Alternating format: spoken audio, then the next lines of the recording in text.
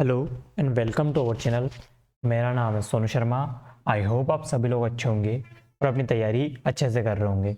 I think सब कुछ clear दिख रहा होगा। ये हमारा फिजिक्स का थर्ड सेशन है। इससे पहले मैंने 2 सेशन अपलोड किए हैं। एक आपका गेट से रिलेटेड है जिसमें एक क्वेश्चन आया हर शिफ्ट में। दूसरा आपका यूनिट टेम्परेचर वो जो कन्वर्जन है उससे रिलेटेड है, वहाँ से भी एक क्वेश्चन आया है। ठीक है, और यहाँ से लगभग हर शिफ्ट में 3 क्वेश्चन आए हैं।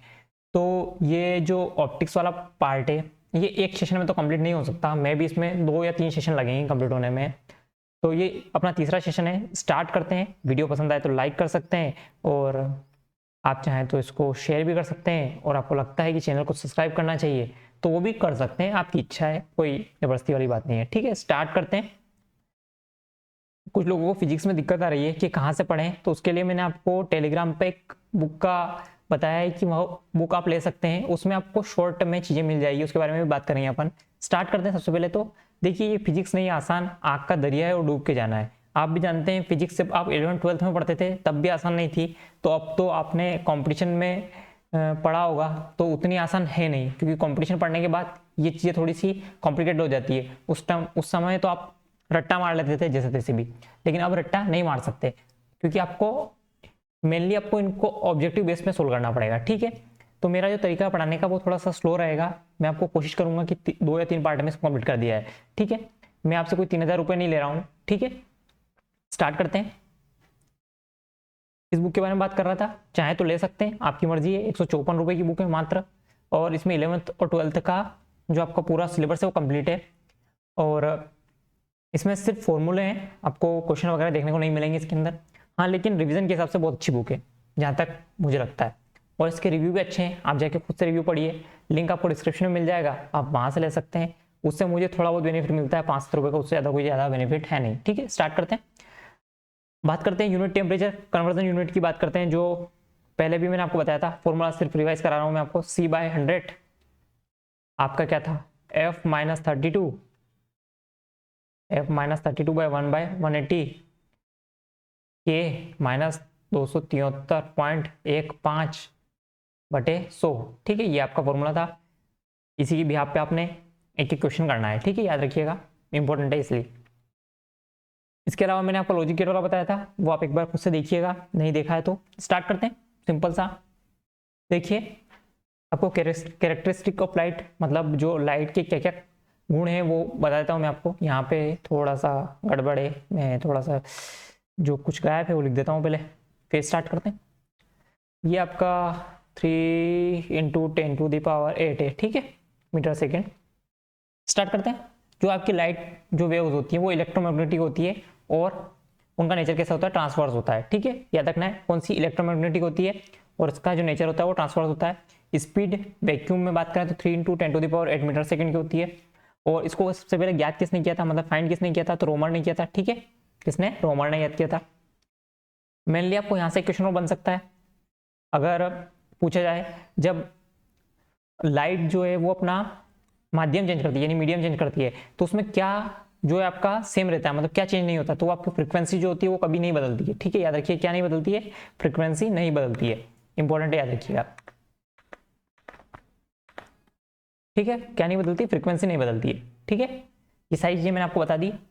इलेक्ट्रोमैग्नेटिक होती है, लाइट्स ट्रांसवर्स होती है, स्पीड 3 × 10⁸ मीटर सेकेंड होती है। फ्रीक्वेंसी की बात करें तो वो कभी नहीं बदलती। ठीक है, एफ से फ्रीक्वेंसी, एफ से फिक्स, याद रख सकते हैं आप। ठीक है, लाइट में क्या फिक्स रहता है, तो फ्रीक्वेंसी फिक्स रहती है। ठीक है, आप तरीका बता दिया मैंने, एफ से फ्रीक्वेंसी और एफ से फिक्स। ठीक है, क्या हो जाएगा, फिक्स। ठीक है, डन। आई होप ये चीज़ क्लियर हो गई होगी।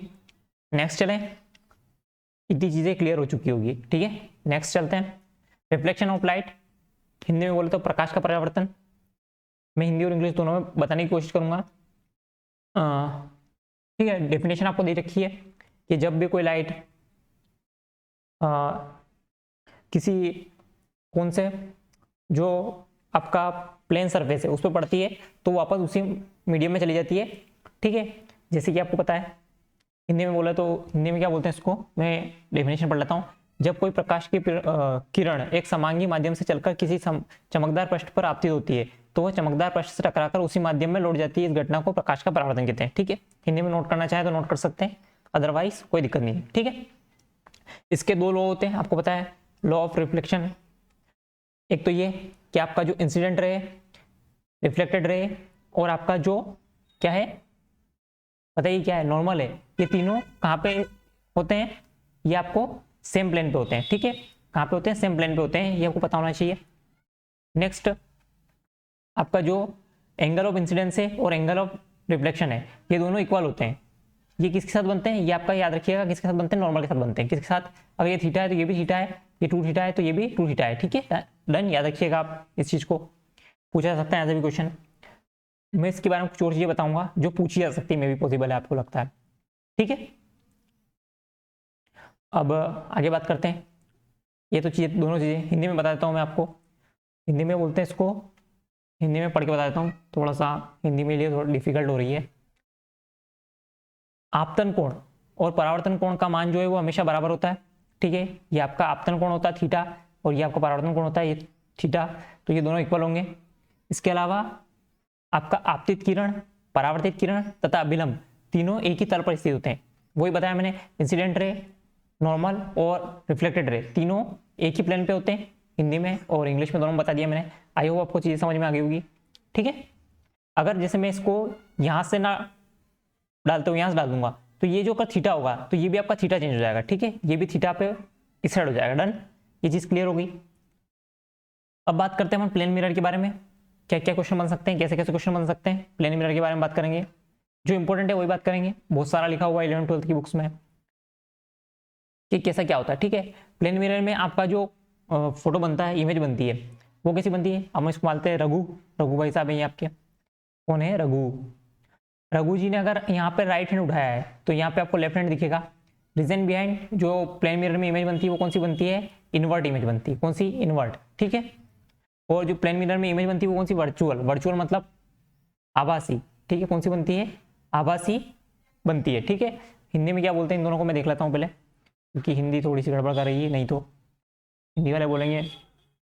ठीक है, समतल दर्पण द्वारा बने किसी भी प्रतिबिंब आभासी, सीधा और वस्तु के बराबर होता है। ये तीनों चीजें बता देता हूँ मैं आपको। आभासी, आभासी तो मैंने बता दिया, वर्चुअल होता है। सीधा होता है मतलब पैर की जगह हाथ, हाथ की जगह पैर नहीं आ सकते, ये मैं आपको बता देता हूँ। हाँ, आपका जो इन्वर्ट होगी मतलब आपका जो कहते हैं ना कि सिर्फ लेफ्ट हैंड और राइट हैंड चेंज होगा और आपका पूरी इमेज उल्टी नहीं हो जाएगी। ठीक है, एक और है, नेक्स्ट चलते हैं। इमेज सीधी बनती है, ये तो मैंने आपको बता ही दिया। अगर व्यक्ति जो आपका दर्पण है, यानी जिसको क्या बोलते हैं, प्लेन मिरर, प्लेन मिरर है, वो अगर 1 सेंटीमीटर दूर खड़ा है तो आपको इमेज जो बनेगी वो भी मिरर के अंदर 1 सेंटीमीटर दूर बनेगी। ठीक है, नेक्स्ट चलें। नेक्स्ट है आपका, ये मैंने बता दिया, और ये भी मैंने आपको बता दिया कि जितनी ऑब्जेक्ट की साइज है उतना ही आपका जो इमेज की साइज होगी वो भी उतनी ही होगी। ठीक है, ये चीज़ क्लियर हो गई होगी, तीनों चारों चीज़ें। अब ठीक है, यहाँ पर थोड़ी सी चीज़ें और मैं बता देता हूँ आपको। स्टार्ट करते हैं अच्छे से।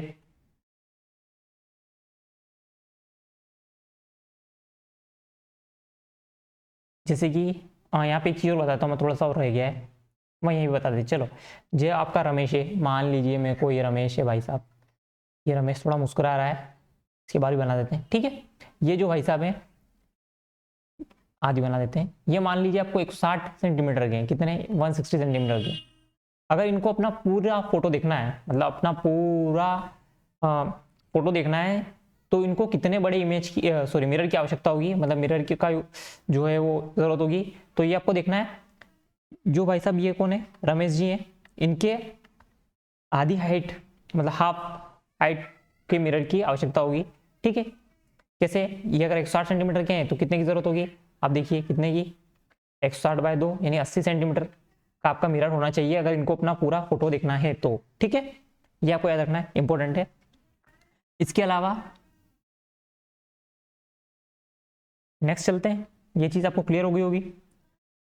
अगर ये भाई साहब, ये जो भाई साहब हैं, कौन, रमेश जी, ये अगर मिरर की तरफ डी स्पीड से बढ़ेंगे तो आपका जो व्यक्ति है अंदर वाला, फोटो के अंदर वाला, वो भी डी स्पीड से बढ़ेगा। ठीक है, मतलब उसकी भी स्पीड डी ही होगी।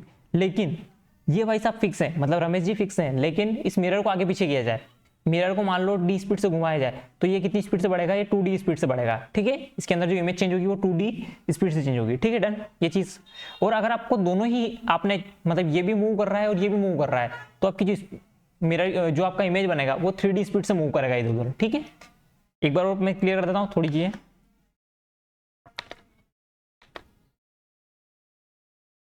आई होप चीजें क्लियर होगी। हाँ, मुझे मेरे हिसाब से दिख रहा होगा आपको, थोड़ी दिक्कत हुई थी, ठीक है। फिर से बता देता हूँ मैं आपको एक दो और अच्छे से फटाफट से। ये आपका रमेश है, फटाफट से अगर आपको इसकी जो इमेज देखना है तो कितने मिरर की आवश्यकता होगी, अगर ये 160 सेंटीमीटर का है तो ये आपको 80 सेंटीमीटर के मिरर की आवश्यकता होगी। आपसे ये क्वेश्चन बन सकता है, बेसिक क्वेश्चन है, ठीक है। इसके अलावा और क्या क्वेश्चन बताया था मैंने आपको, एक क्वेश्चन और कि अगर ये जो रमेश जी हैं ये अगर आपका मिरर के सामने डी स्पीड से बढ़ेंगे तो आपको मिरर की जो इमेज है वो भी डी स्पीड से बढ़ेगी। लेकिन ये रमेश जी जो है वो फिक्स है, लेकिन आपका मिरर है उसको आगे पीछे किया जाए, मतलब उसको इधर उधर मूव किया जाए, तो उसकी जो स्पीड होगी वो 2D हो जाएगी। कितनी हो जाएगी, 2D हो जाएगी, ठीक है।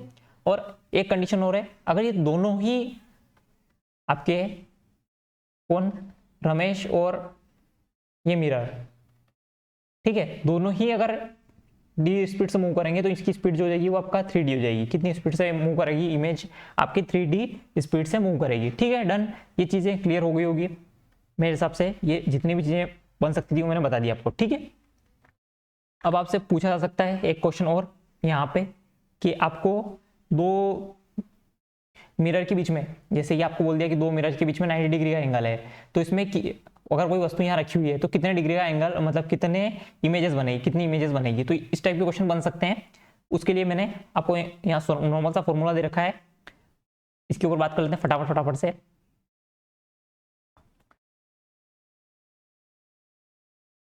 ठीक है, जैसे कि आपको देखना है कोई भी थीटा दिया हुआ होगा, कोई भी बोलेंगे कि जैसे कि दो मिरर हैं वो 60 डिग्री से रखे हुए हैं, 60 डिग्री एंगल के साथ रखे हुए हैं, तो आपको देखना है भाग देखिए 360 बाय थीटा, यानी आपका जो आ रहा है ये आ रहा है, कितना आ रहा है, 6 आ रहा है। अगर n, ये जो आपका थीटा ये जो आया है इसको n मान लेते हैं अपन, n अगर इवन है, आपका n क्या है, इवन है, इतनी सारी कंडीशंस नहीं है, मैं आपको बता दूंगा नॉर्मल सा। अगर n इवन है तो आपका जो फॉर्मूला है वो है, आपको जो भी आया है n उसमें से एक माइनस कर देना है। क्या माइनस कर देना है, एक माइनस कर देना, सिर्फ आपका इवन की ये सिमेट्रिक के जो झंझट है वो छोड़ दीजिए आप, ठीक है। अगर आपका इवन है तो ठीक है, इवन के केस में आपका n-1 करना है आपको। ओड के केस में क्या करना है, ओड के केस में बता देता हूँ मैं आपको। ओड के केस में आप सेम फॉर्मूला रखिए, कोई ज़रूरत नहीं है ये असिमेट्रिक वाला, मेरे अकॉर्डिंग तो नहीं पूछा जाएगा, और पूछा भी जाएगा तो इतना डीप में नहीं जाएगा, ठीक है। आपको एक ही फॉर्मूला याद रखना है, आपको क्या करना है, थीटा बाय 360 करना है और माइनस करना है 1, ठीक है, सॉरी मैंने उल्टा लिख दिया इसको, 360 बाय थीटा करना है और माइनस करना है 1, ठीक है। अब ये आपको 45 दे सकता है, और ये आपको जो भी कुछ भी एंगल दे दे, 90 दे दे, 180 दे दे, ठीक है, कुछ भी दे दे, आपको माइनस 1 करना है, ठीक है। इंपॉर्टेंट याद रखिएगा, इसके अलावा कोई क्वेश्चन से बनेगा नहीं, ठीक है। ये आपका आया हुआ क्वेश्चन है, तो आपको बताना है कि क्या एंगल, मतलब कितने इमेजेस बनेंगे, तो मैं आपको बता देता हूँ। देखिए 60 डिग्री दिया हुआ है आपका, फॉर्मूला आपको पता है 360 बाय 60 माइनस 1, 60 मतलब 6 माइनस 1 5, आंसर लगाया निकल जाइए, ठीक है। इतना नहीं सोचना है कि क्या होगा, ठीक है, कितनी इमेज फॉर्म होगी, आपको पूछा गया था, प्रीवियस ईयर क्वेश्चन है, PYQ बोल सकते हैं आप इसको, ठीक है, वहीं से लिया गया है। ये चीज़ क्लियर होगी, आई होप ये चीज़ क्लियर हो चुकी होगी। अगर एक क्वेश्चन यहाँ से एक और क्वेश्चन बन सकता है, अगर दो मिरर जो हैं वो पैरेलल रख दें तो जो इमेज बनेगी वो इन्फिनिटी इमेज बनेगी, ठीक है, बहुत सारी इमेज बनेगी, इन्फिनिटी इमेज बनेगी। कैसे बनती है उन सब के बारे में बाद में बात करेंगे अपन, क्योंकि इतना समय नहीं है कि अपन इतनी छोटी छोटी बातों पे टाइम वेस्ट करें। अगर आपको पढ़ना है तो ये NCERT में और बुक्स में दिया हुआ है 11th-12th की कि कैसे बनती है, ठीक है। जो आपके दो मिरर है उनको पैरेलल रख दिया जाए तो जो इमेज बनती है वो इन्फिनिटी इमेज बनती है, ठीक है। नेक्स्ट चलें, ये आपका मिरर फॉर्मूला, आपको नॉर्मली याद होगा मिरर फॉर्मूला होता है क्या है, ठीक है। मिरर फॉर्मूला आपका देख लीजिए यहाँ पे 1/f 1/u और 1/v। अब यहाँ पे कौन क्या है ये भी देख लेते हैं अपन।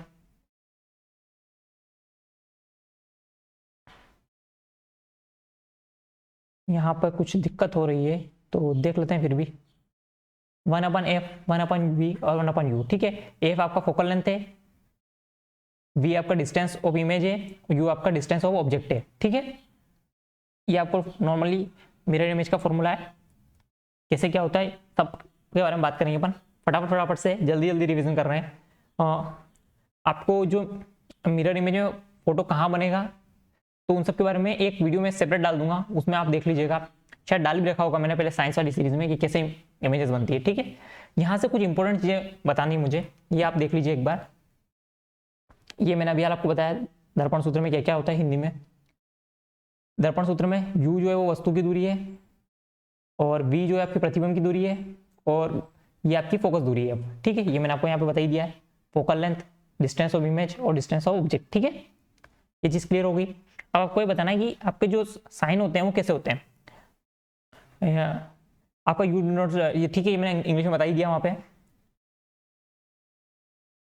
देखिए यू आपका हमेशा क्या होगा, यू हमेशा आपका क्या होगा बताइए। यू आपका हमेशा होगा नेगेटिव, ठीक है। यू हमेशा क्या होगा, नेगेटिव होगा, ठीक है। और बी होगा आपका वो भी नेगेटिव। कौन से केस में, जब आपका जो इमेज बनेगा वो कौन सा बनेगा, रियल। और अगर आपका इमेज बनेगा वर्चुअल तो वो वहां पे भी पॉजिटिव होगा। इसके बारे में अपन बात करेंगे आराम से, कोई दिक्कत नहीं है, मैं आपको बता रहा हूँ। अभी सिर्फ इस चीज को पढ़ लीजिए, ठीक है। आपको बाकी सब लास्ट टाइम समझ में आ जाएगा। अब यहाँ पे आपको बताया गया है जो फोकल लेंथ होती है कॉनकेव मिरर की, कौन से कॉनकेव मिरर की, वो हमेशा नेगेटिव होती है। याद रखिएगा, कॉनकेव मिरर की जो फोकल लेंथ होती है वो हमेशा नेगेटिव होती है। ये आपको आगे काम आएगी। एफ जो होता है वो आपका अवतल दर्पण में वो हमेशा ऋणात्मक होता है, ठीक है। उत्तल दर्पण में धनात्मक होता है, उत्तल दर्पण में यानी कॉन्वेक्स मिरर में धनात्मक होता है, ठीक है, पॉजिटिव होता है आपका। इसके अलावा आगे बात करते हैं अपन। नेक्स्ट ये यहाँ पे एक यहाँ से भी इंपॉर्टेंट क्वेश्चन बनाया है। आपको बताना है कि देखिए फोकल लेंथ किसको बोलते हैं, पहले तो फोकल लेंथ आपको बोलते हैं the distance between pole and focus is called focal length, ठीक है। इस सब के बारे में अपन एक जो मैं आपको इमेज फॉर्मेशन है मिरर में कोई सा भी कॉनकेव या कॉनकेवेक्स में एक बताऊंगा, उससे आपको दोनों समझ में आ जाएंगे, क्योंकि वो वीडियो बहुत ज़्यादा लंबा हो जाता है, इस वजह से मैंने आपको इसमें छोड़ दिया, ठीक है। तो फोकल लेंथ इक्वल होता है आपका क्या, radius of curvature divide by 2, ठीक है। यानी आपका रेडियस ऑफ कर्वेचर का आधा होता है फोकल लेंथ। अब इसके बारे में मैं आपको बात कर लेता हूँ थोड़ा सा। यहाँ पे कहाँ बात करेंगे, यहाँ बात कर लेते हैं। जो एफ होता है वो आपका r/2 होता है, ठीक है। अब कैसे याद रखना है, आपको पता है एफ पहले आता है, अगर आपने रीजनिंग पढ़ी तो एफ का नंबर 6 होता है, आर का नंबर 18 होता है, ठीक है। इस टाइप से भी याद रखते हैं, एफ पहले आता है तो एफ तक आने के लिए आपको आर का आधा करना पड़ेगा, ठीक है। इस टाइप से कुछ भी करके आप याद रख लीजिए बस कि एफ बराबर r/2 होता है, ये एक रिलेशन है, ठीक है। चीज क्लियर हो गई। नेक्स्ट बात कर लेते हैं use of concave mirror and convex mirror, ठीक है। कॉनकेव और कॉन्वेक्स, कॉनकेव मतलब होता है आपका अवतल जहां तक मुझे पता है, और ये आपका होता है उत्तल, ठीक है, उत्तल, डन। कॉनकेव मिरर की यूजेस क्या क्या, शेविंग करने में, जो आपका डेंटल क्लिनिक होता है वहां पे कान नाक गले के जो डॉक्टर होते हैं उसी का यूज करते हैं। कार हेडलाइट में भी इसका उपयोग होता है, और टॉर्च वगैरह में भी इसका उपयोग होता है, ठीक है, टॉर्च वगैरह में भी इसका उपयोग होता है। नेक्स्ट बात करें तो कॉन्वेक्स मिरर की, कॉन्वेक्स मिरर का उपयोग किया जाता है कहाँ पे, सिर्फ आपका जो बाइक वगैरह में जो पीछे का व्यू देखने के लिए जो मिरर का यूज किया जाता है वो कॉन्वेक्स मिरर का यूज किया जाता है। आई होप ये चीज क्लियर हुई, क्रिस्टल क्लियर, कोई डाउट नहीं होना चाहिए, ठीक है। अच्छा मुझे बता दीजिए कि आपको एक एग्जांपल के थ्रू पूछना चाहता हूं मैं कि जो आपका जो आपका ट्रैफिक लाइट होती है उसमें कौन सी मिरर का उपयोग किया जाता है, कौन से मिरर का उपयोग किया जाता है, फटाफट से बताइएगा, ठीक है। कॉन्वेक्स या कॉनकेव, ठीक है। ओह शिट, ये क्वेश्चन थोड़ा सा दिक्कत कर रहा है, कहाँ गायब हो गया ये, ठीक है। नेक्स्ट ये आपके प्रीवियस ईयर क्वेश्चन हैं, अगर ये सही हो सकता है तो मैं करने की कोशिश करूंगा, क्योंकि वो सिंपल क्वेश्चन है।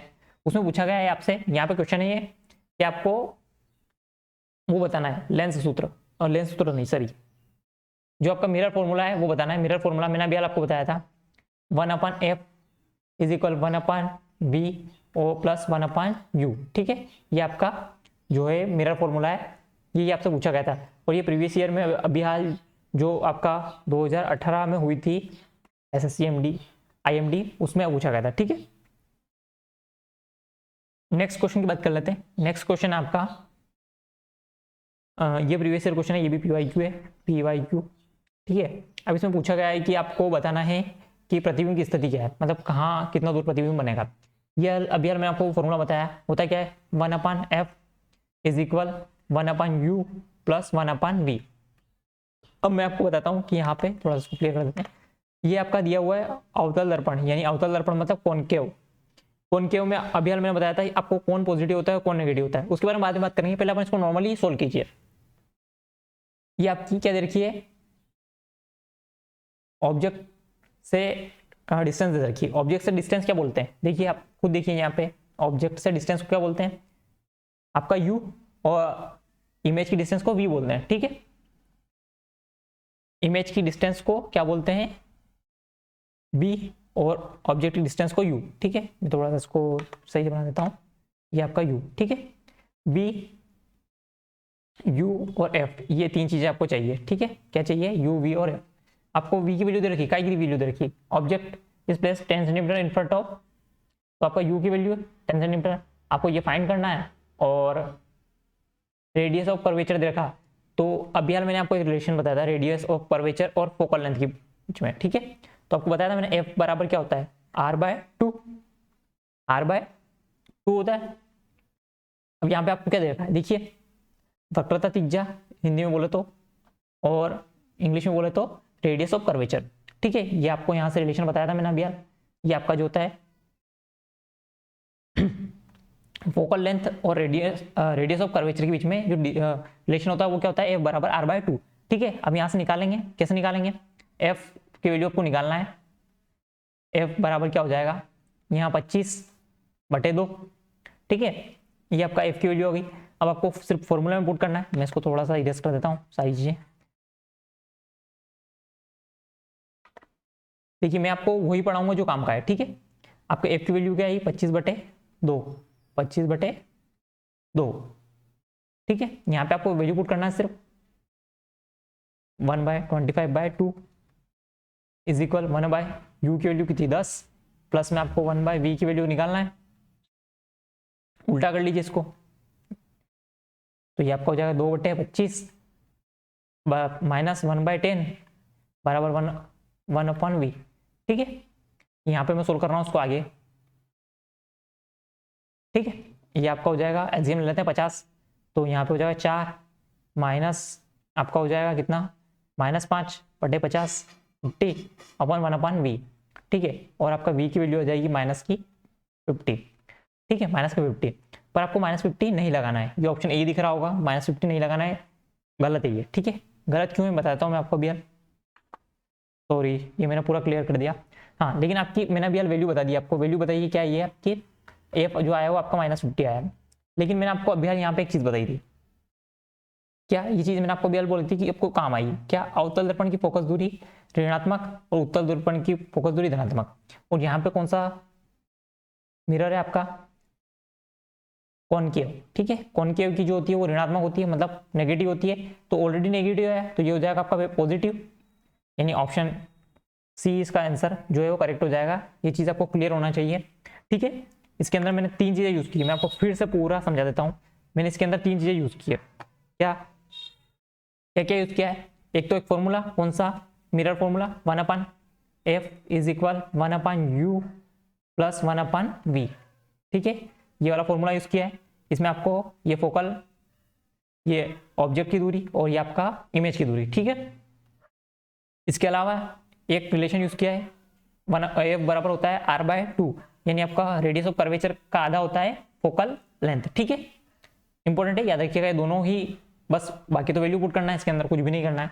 ये चीज क्लियर होगी, आप एक बार खुद से ट्राई कीजिएगा, ये प्रीवियस ईयर का क्वेश्चन है, बहुत सिंपल क्वेश्चन है, देखिए आप खुद देखिए। नेक्स्ट क्वेश्चन की बात करें, अब आपको बताना है कैसे क्या होता है, ये क्वेश्चन आप खुद से करके बताएंगे मुझे। आप खुद बताइएगा इसको किस टाइप से करना है। अगर आप चाहें तो मैं इसको बता सकता हूँ, लेकिन फिर भी आप खुद से बताइएगा एक बार पहले, ठीक है। सिंपल सा क्वेश्चन है इसलिए। नेक्स्ट क्वेश्चन है इसमें जो लेंस है, लेंस के बारे में अपन बाद में बात करेंगे, क्योंकि ये लेंस के बारे में बात है, इतना मैंने इस वीडियो में बताया नहीं है इन चीज़ों के बारे में। और यहाँ से एक क्वेश्चन बन सकता है, लेंस की जो क्षमता वो काय में नापी जाती है, तो डायप्टर में नापी जाती है। याद रखिएगा, काय में नापी जाती है, जो लेंस की पावर है वो काय में नापी जाती है, तो डायप्टर में, ठीक है। ये भी आप बात मत करेंगे, क्योंकि इसमें भी लेंस के बारे में बताया गया। लेंस के बारे में मैंने आपको कुछ बताया नहीं है अभी, ठीक है। इसके बारे में बात करेंगे, इसके बारे में बाद में बात करेंगे, ठीक है।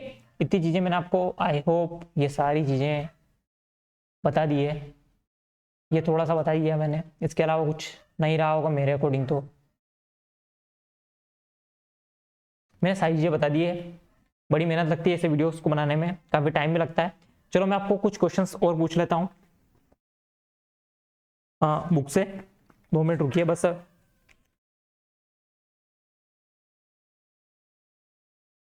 यहाँ पे पूछ लेते हैं, ठीक है। पहला क्वेश्चन, नहीं चल रहा है, पेन चल रहा है लेकिन दिखेगा नहीं शायद, ठीक है।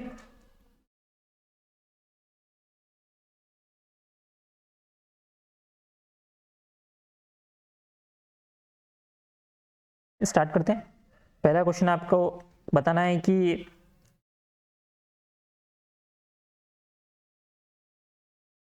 जस्ट वेट फॉर 1 सेकेंड, कुछ क्वेश्चंस मैं देख लेता हूँ पहले से, ताकि आपको, चलो कोई व्यक्ति है, कोई व्यक्ति रघु मान लेते हैं अपन, उसकी अगर हाइट 1.5 सेंटीमीटर है, 1.5 सेंटीमीटर है, तो उसका अपना पूरा फोटो देखने के लिए जो कितना लंबा मिरर उसको चाहिएगा, ठीक है। ये आपको कमेंट करके बताना है आंसर, ठीक है। नेक्स्ट है, एक प्लेन मिरर है। नेक्स्ट क्वेश्चन पूछ रहा हूं मैं, क्वेश्चन नंबर 2। आपको कमेंट करना है इन सब चीज़ों की, अगर आपने पूरा वीडियो देखा तो। अगर कोई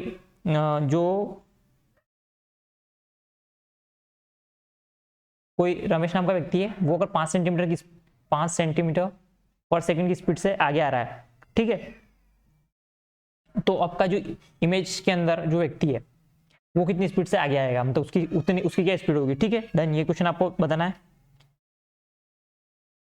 और नेक्स्ट क्वेश्चन देखते हैं अपन। कोई भी 2 मिरर है, नेक्स्ट क्वेश्चन, 2 मिरर है, यदि वो 60 डिग्री से एक दूसरे के साथ सटे हुए हैं, मतलब एक साथ जुड़े हुए हैं, तो आपको बताना है कि कितने फोटोज बनेंगे, मतलब कितने इमेज बनेंगे, ठीक है। 60 डिग्री मान लीजिए, एक आप 45 डिग्री करके बता दीजिएगा मुझे, एक आप 90 डिग्री करके बता दीजिएगा मुझे, ठीक है। और मैंने एक कंडीशन आपको बता दी है कि जब भी पैरेलल हो, समांतर हो, तो जो इमेज बनती है वो इन्फिनिटी इमेज बनती है, ठीक है। ये सारे क्वेश्चंस मैंने आपको करवा दिए। इसके अलावा कोई क्वेश्चन होगा तो मैं आपको बता दूंगा, ठीक है। इसी के साथ इस वीडियो का एंड करते हैं। Thank you. वीडियो पसंद आए तो लाइक कर सकते हैं, और आप अपने फ्रेंड्स के साथ इसको शेयर कर सकते हैं।